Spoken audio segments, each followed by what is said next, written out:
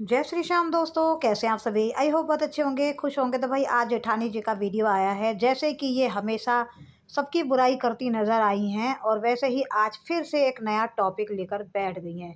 आज फिर बोलती हैं भाई जो दो कौड़ी की औरतें, यानी सब औरतें सोशल मीडिया पे जितनी हैं वो दो कौड़ी की हैं और ये बहुत शरीफ हैं।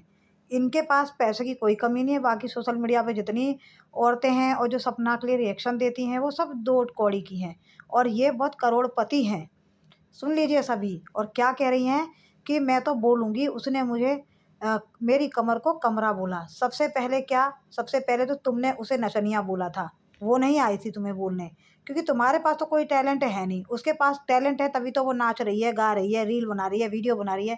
भाई उसका काम है, ब्लॉगिंग में हर चीज़ अलग-अलग आती है। डांसिंग का है, ब्लॉगिंग का है तो उसका डांसिंग का भी है, ब्लॉगिंग का भी है। उसको जो टैलेंट है वो दिखा रही है। आपके पास कौन-सा टैलेंट है? आपके पास सिर्फ़ एक ही टैलेंट है, लोगों की बैठकर बुराई करना और बुराई करना। सपना के नाम से तुम खुद व्यूज़ कमाती हो, दूसरा का नाम लेती हो। क्यों जी? सारी औरतें तुम्हें पागल नज़र आती हैं कि वो व्यूज़ कमा रही हैं, उनका घर चल रहा है। और हाँ, तुम्हारा घर किससे चल रहा है? सपना के नाम से। तो तुम सपना का नाम लेना छोड़ दो। पहले तो खुद छोड़ दो, दूसरे को क्यों बोल रही हो? पहले अपना देखो। तो हाँ जी, ये कह रही हैं कि मेरा उसने कमरा बोला तो मैंने दूध की डेयरी खोल दी। सबसे पहले तो तुमने ही उसको बोला था नचनिया, तभी तो उसी बात के ऊपर तो उसने बोला कि तुम्हारा कमर नहीं कमरा है, तुम्हारे पास टैलेंट होता तो तुम नाचती ना। तो ये भी एक आर्ट है जो सबके पास नहीं होता है। और क्या बोल रही हैं कि तुमने अपने भाइयों से मुझे थप्पड़ ही थप्पड़ मारने के लिए बोला था। तो मैडम सबसे पहले आपने उसको धमकी दी थी कि मैं ब्लॉगिंग करूँगी, फ़ोन लेके तुम्हारे घर आऊँगी, ऐसे-वैसे। तो उसने खुला चैलेंज दिया था। तो तुमने तो वो चैलेंज भी नहीं निभाया, तुमने तो नाम को डुबो दिया। छी! कम से कम भई अगली ने चैलेंज दिया था तुम्हें घर आने का, आना चाहिए था ना। आप तो बोली थी कि मैं आऊँगी, आना चाहिए था, क्यों नहीं आया? सपना ने तुम्हारे लिए स्वागत के लिए जो है बहुत सारी तैयारी कर रखी थी। कम से कम आते तो सही, हम भी देखते भई तुम कितनी हिम्मत वाली हो और कि मैं किससे डरती नहीं हूँ। डर गई तभी तो नहीं आई, नहीं डरती तो ज़रूर आती। तो बोलने से पहले 100 बार सोच लिया करो। और हाँ, एक चीज़ और पता चली कि भई ये बोलती हैं कि मेरे उनके जो सास-ससुर हैं और वो बुज़ुर्ग हैं, वो बीमार रहते हैं, कल को अगर उनको कुछ हो गया, तो तुमने अगर उसकी पोस्ट लगाई तो मैं लगाने नहीं दूँगी, तब तुम्हें देखूँगी मैं तुम लोग क्या करोगे और तब तुम्हें बताऊँगी मैं अगर तुमने पोस्ट लगाई तो। मतलब ये पहले से ही सोच रही हैं कि उनको कुछ हो जाए, इनको बड़ी चिंता है। इतनी चिंता है तो जाइए, आप जहाँ के वहाँ जाके रहिए, ज़रा मामा-मामी की सेवा कीजिए। क्यों नहीं जाती हैं? आपका भी तो फ़र्ज़ बनता है ना, जब मामा-मामी से आपको इतना प्यार है, सपना तो है ही बेकार, तो कम से कम आप जाइए, उनकी सेवा कीजिए। और हाँ, ये कह रही हैं कि जिनके बेटे मर जाते हैं, उनके माँ-बाप कैसे रहते हैं और उनकी जो है इज़्ज़त को तार-तार किया जा रहा है। तो जेठानी जी सबसे पहले तो इज़्ज़त तार-तार आप ही कर रही हो बैठ के। दूसरा, क्योंकि सपना तो अपना काम कर रही है, वो तो नहीं बोलती है। उसकी हर एक वीडियो आती है ब्लॉगिंग करने की, अपना काम करने की। तुम उसको उकसाती हो तभी वो जवाब देती है और तुम ही जो है इतनी फालतू की बातें करती हो तभी वो जवाब देती है। कोई नहीं कुछ कर रहा है, सबसे पहले तुम बैठ के गड़े-मुर्दे उखाड़ती रहती हो और वो लोग तुम्हारी वीडियो देख-देख के उन जो तुम्हारे मामा-मामी हैं, वो परेशान होते रहते हैं। तो सबसे पहले तुम अपना मुँह बंद रखो और उसके बाद सब ठीक हो जाएगा। जब तक तुम कंट्रोवर्सी की शुरुआत तुमसे हुई, तुम रोज़ नई नई कंट्रोवर्सी क्रिएट करती हो। इनका कहना है कि जो लोग बुराई कर रही हैं, तुम लोग यहाँ बैठ के लोगों की पंचायतें करते रहते हो ना। अब कानून ऐसा चल रहा है, सरकार बन रही है कि जो लोग गंदगी बोलते हैं, उनका चैनल डिलीट होगा। तो मैडम सबसे पहले चैनल आप ही का डिलीट होगा, क्योंकि आप ही जो है लाइव में बैठकर बकवास करते रहते हो और वहीं आप चैनल पे बैठ के भी वही बात करते हो, लाइव में बैठ के वही बात करते हो, तो सबसे ज़्यादा पंचायत तो आपकी होती है। सपना कभी जो है 10 लोगों को बैठ के लाइव में लेके नहीं बैठती है और ना ही पंचायत करती है। तो सबसे पहले आप अपने आप को सँभालिए। इनका कहना है कि तुम लोग क्या हो? तुम लोग यहाँ बैठ के इतनी बकवास कर रही हो और तुम लोग अगर डॉक्टर के पास जाओगी ना, वहाँ इतना बक-बक करोगी ना, तो डॉक्टर फ़ाइल ना तुम्हारे मुँह पे फेंक के मारेगा। क्यों भई? डॉक्टर फ़ाइल नहीं पढ़ते हैं, मुँह पे फेंक के मारते हैं। डॉक्टरों का काम होना है, जो मरीज़ को बीमारी होती है ना, उसकी बातों को ध्यान से सुनना। उसकी बा क्योंकि खुद डॉक्टर सवाल-जवाब करता है और उस बात का मरीज़ जवाब देता है। ठीक है ना? तो ये बात जो तुम्हारा दिमाग चलता है ना, ऐसा कुछ नहीं है। पहली बात, डॉक्टरों की तुम्हारे जैसी हरकत नहीं है और कोई ऐसा डॉक्टर नहीं है जो बैठ के सोशल मीडिया पे बकवास करता हो। अगर कोई डॉक्टर सोशल मीडिया पे बैठता भी है ना, तो वो बहुत अच्छी शिक्षा लोगों को देता है, बीमारी के बारे में जानकारी देता है, उसको बचने के लिए बीमारी बीमारी से बचने के लिए खाने के लिए, पीने के लिए और इंसान को कैसे-कैसे अपना ख़्याल रखना चाहिए, केयर करनी चाहिए, उस चीज़ के बारे में बताता है, ना कि बैठ के अपनी जेठानी, देवरानी की बुराई करता है आपकी तरह। तो डॉक्टर का काम होता है मरीज़ की बात सुनना, और बात सुनने के बाद भी मरीज़ जो डॉक्टर है वो इतने प्यार से पेश आता है कि पूछिए मत।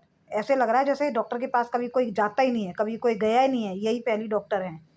आप ही अपने मरीज़ के मुँह पे फाइल फेंक कर मारती होंगी, क्योंकि वो डॉक्टर आपसे मरीज़ जो है जो आपसे बोलता होगा ना कि हाँ, मुझे ये बीमारी है या प्रॉब्लम प्रॉब्लम बताता होगा, तो कहीं आपको गुस्सा आता होगा तो आप ही फाइल फेंक के मारती होंगी।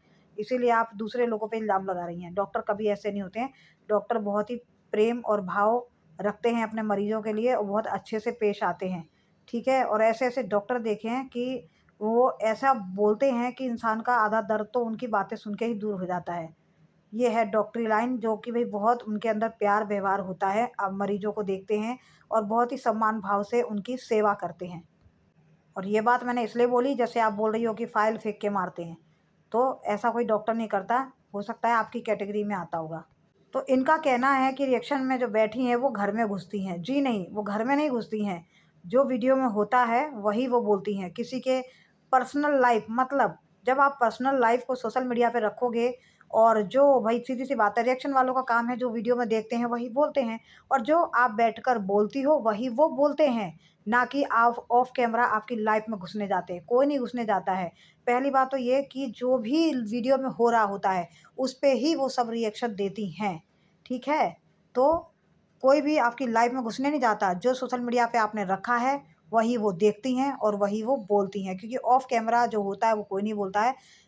रिएक्शन का मतलब है कि जो सामने हो रहा होता है उसी को देखकर वो बात करती हैं और अपनी राय देती हैं। बस तुम ही खाली अच्छी हो, बाकी सारी औरतें घटिया हैं। पहले तो आप बोलना सीखिए, उसके बाद किसी को ज्ञान दीजिए, ठीक है?